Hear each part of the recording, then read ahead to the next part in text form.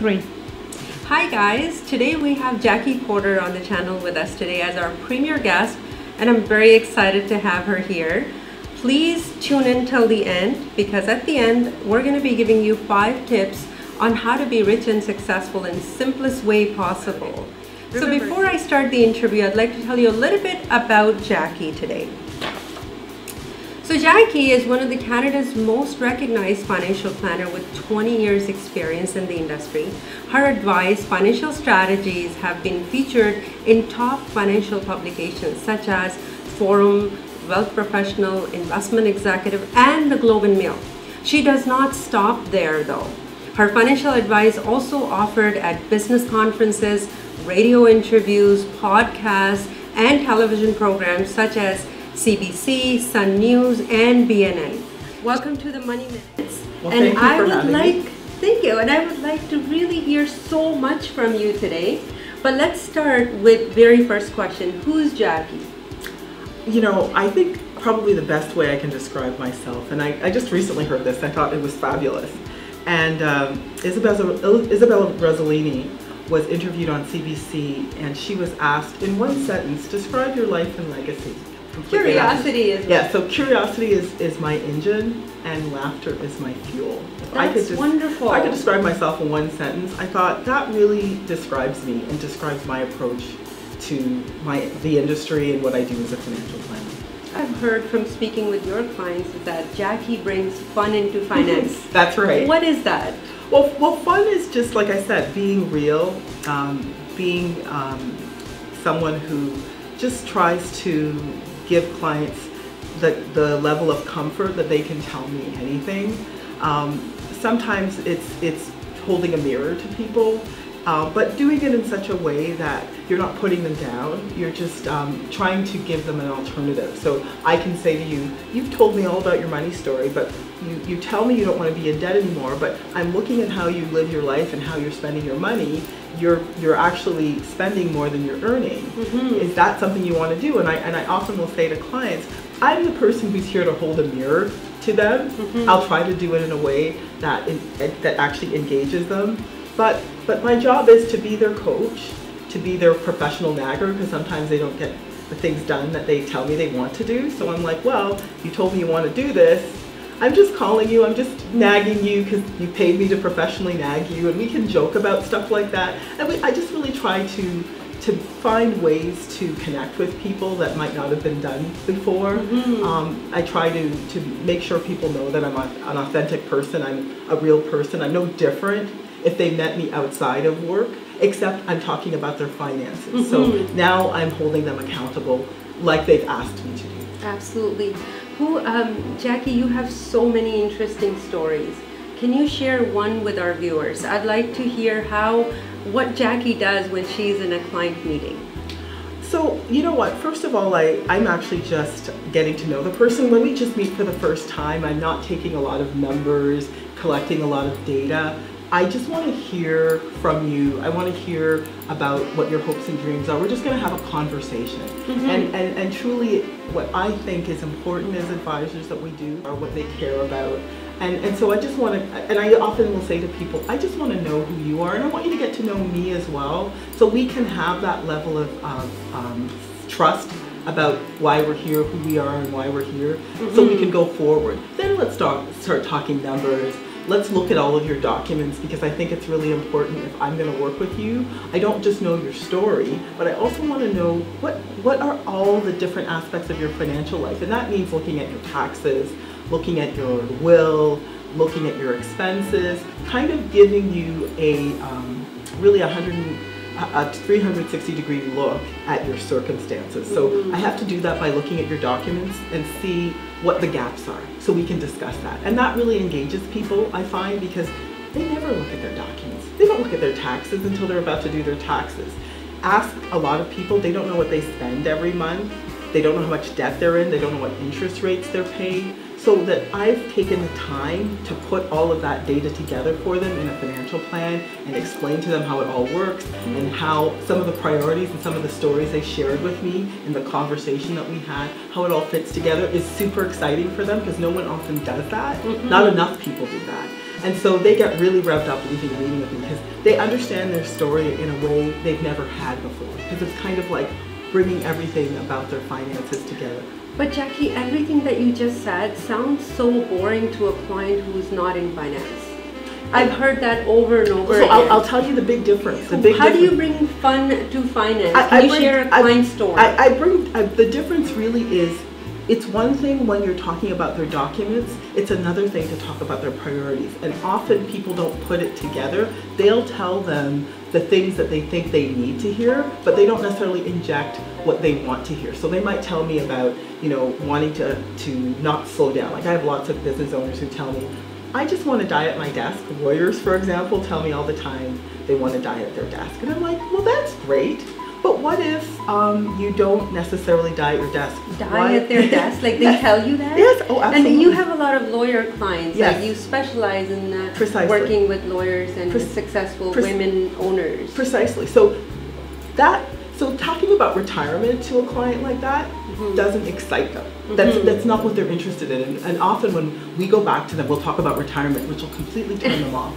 They just want to know. So my clients will say to me, I want to die at my desk.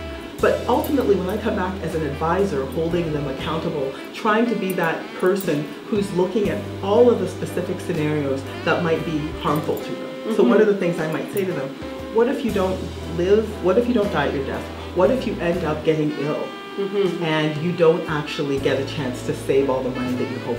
What if we could actually create a circumstance where you could actually retire your assets? Not you, but you could actually stop working at 60 because you want to. Not because you have to, but because you want to. It's actually taking the time to listen and figure out what their true priorities are, and then speaking in their language, not mine. First of all, speaking in ways that people can understand, really not dumbing the conversation down and not talking down to them, but speaking to them in their language. So use the terms, use the terminology that they use. Talk to them around things, priorities they say they care about. So if my client's saying, I had one lawyer who I dealt with who said she never wanted to be poor again. She saw her parents spend all the money they had, and now her mom's living on guaranteed income supplement benefits. They started off rich, and then they had a get poor story. Not a millionaire story where they won the lottery. They lost the lottery, which was their savings, because her dad was very careless with money. But she still has some of her dad's qualities. So I had to go back to her and say, you're telling me you want to do all this stuff, but look how you're dealing with your expenses. Showing the mirror. Right, this is holding the mirror up. And then that's when we can actually have a conversation where we can engage, because she can say to me, you know what, you're right. That's likely not what I want to do. I don't want to stay up at night. Exactly. I said, what if you're not healthy enough to continue to work the way you're working? What's that going to do to your family? What's that going to do to your business? Absolutely. Absolutely. So that, I think, is key. But like I said, having a light conversation about it. I said, the bag lady thing, it's really a thing. It can happen. But I actually I think it's all about, and clients have described me as this, and I actually take this label on with pleasure, which is, Jackie, you're kind of like the smiling cynic. So you truly care about what people have as their goals, as their dreams, how to help them achieve those goals, and how to really show them that you care. Yeah. And make it fun. So I had a client who just recently, a week ago, I saw, who came to me, she was referred to me, and she had stage 3, potentially 4 breast cancer. She was still figuring all of these things out. And at that point in time, we had actually booked the appointment for 2 or 3 weeks before, and she canceled it a couple times, and then we finally saw each other last week. So we had this whole conversation, and one of the things she thought she needed to do when we were talking about her finances was pay off her mortgage. So she was really excited when I gave her permission to be selfish. So I said, How did you do that? I basically just said to her, what's important to you at this point in time? And she said, healthcare, paying to take, potentially alternative treatments to, get healthier. That was important to her, spending time with her family and doing those things that she'd been putting off for all these years. So I said, none of those things included paying off your mortgage. Do you see mortgage in here? Maybe I missed something. So it's just being light, and so I said, if this isn't the time for you to be selfish, when is? I said, you know, we could push your mortgage over another 20 years because you don't have children, you don't have anybody that you have to potentially leave the money to. However, here's a wonderful time for us to talk about legacy and what would you want your impact to be? You know, God forbid. But here's the thing, nobody knows how long you're going to live. Yes. So even though I'm talking to you and we're making all these plans, nobody knows how long, but it's for you to be intentional about what you want to see happen with your money. And also as a woman and as someone who is approaching this time in your life, just giving yourself permission to be selfish. So if I did anything today, if I can give you the permission to be selfish, let's run it. Let's run with that. So permission to be selfish, coming from Jackie. Yes, as your financial planner, I can say, financial planner. You know, you've just paid me to tell you you're selfish. Congratulations, you're welcome. So we have to remember who we're in front of. Who's our client? What are their needs? Like really tune in, and it comes back to really building a good relationship because we're in a fee-sensitive environment. You know, we don't always get great press about what we do as advisors, but if we build trust, if we build rapport with people, if people believe us, they're much less likely to leave us. That's right. And you know what, at the end of the day, financial planners bring a lot of value to clients. They say that if a client stays with a financial planner for 15 years or more, their net worth is 3 times almost compared to the ones that don't. That's right, but they have to be willing to take our advice. Yes. And they can only take our advice if they trust us. Right. Jackie, I don't want to forget, you've written a book. That's right. I want you to talk a little bit about that first, please. So, you know, one of my passions is really encouraging women in particular, but really all people to take responsibility for their lives. Because ultimately, even though sometimes it can be scary, damn, it feels good. You know, what other choice do we have? Right. So I wrote a book called Single by Choice or Chance, The Thinking Woman's Guide to Retirement, really just because women often find themselves single for many, many reasons. Sometimes by choice, but often by chance. And so the book was really meant to be all the things I care about, which is engaging people in a way that's non-threatening, in a way that's easy to understand. You can read the book in pretty much a day and a half. It's 3 hours if you read it just really? Cover to cover, and it's written in plain language, and it's all about stories. So it's what can we learn from these women in the book who became single either by choice or by chance.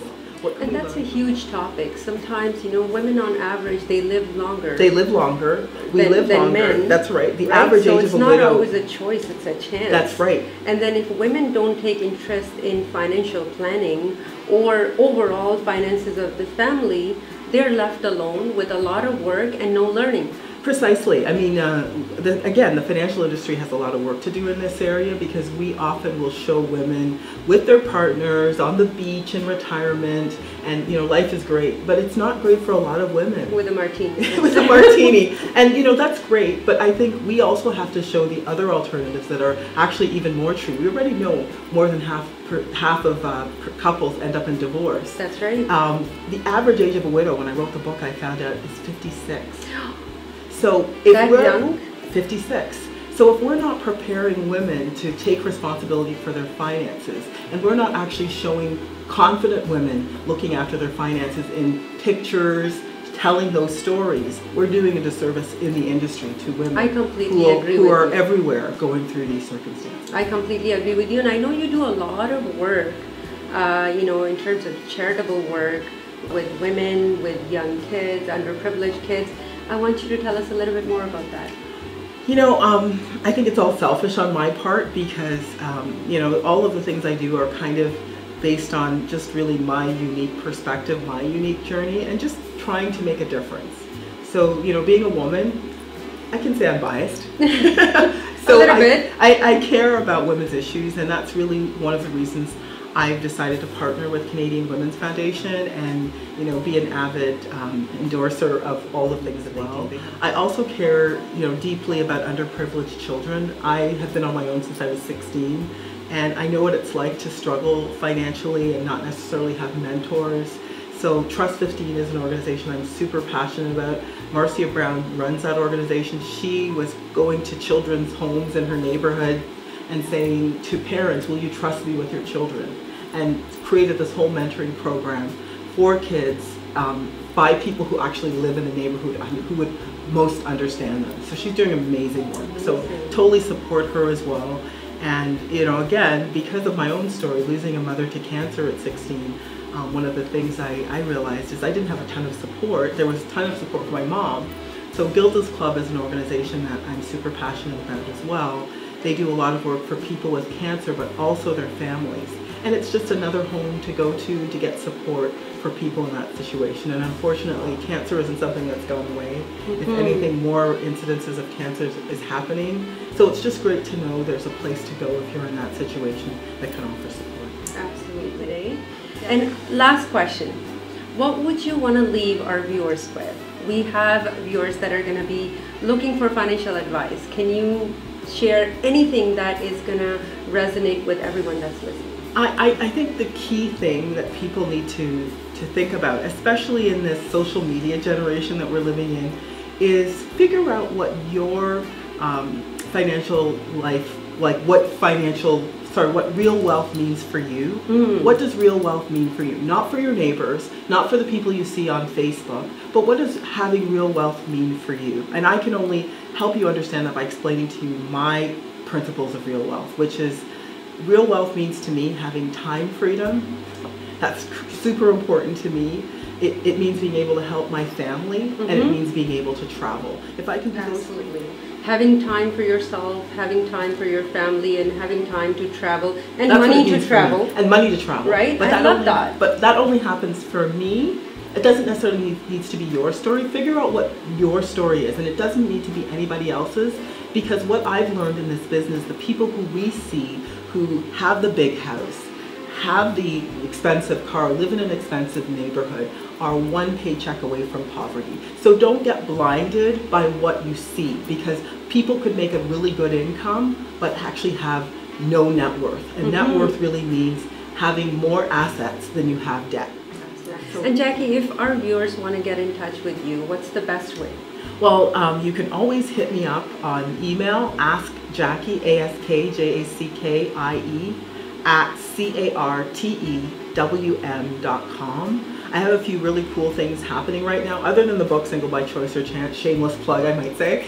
I have a series I'm running on LinkedIn called From Resilience to Abundance, and it's really sharing stories about financial transformation after hardship. So what can you learn from these people's stories who went from hardship to wealth, to abundance? That's amazing. And I'm going to actually be turning that into a podcast in April, in the spring, just before Women's Day. So stay tuned. And I am very humble, proud, and happy to have you here, Jackie. Oh, it's a pleasure. Thank you so much. Pleasure's all mine. Thank you so much.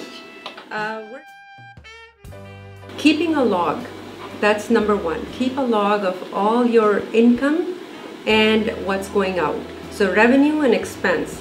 Not a big thing, but sometimes we think it's easy. It's not. Just start today, okay?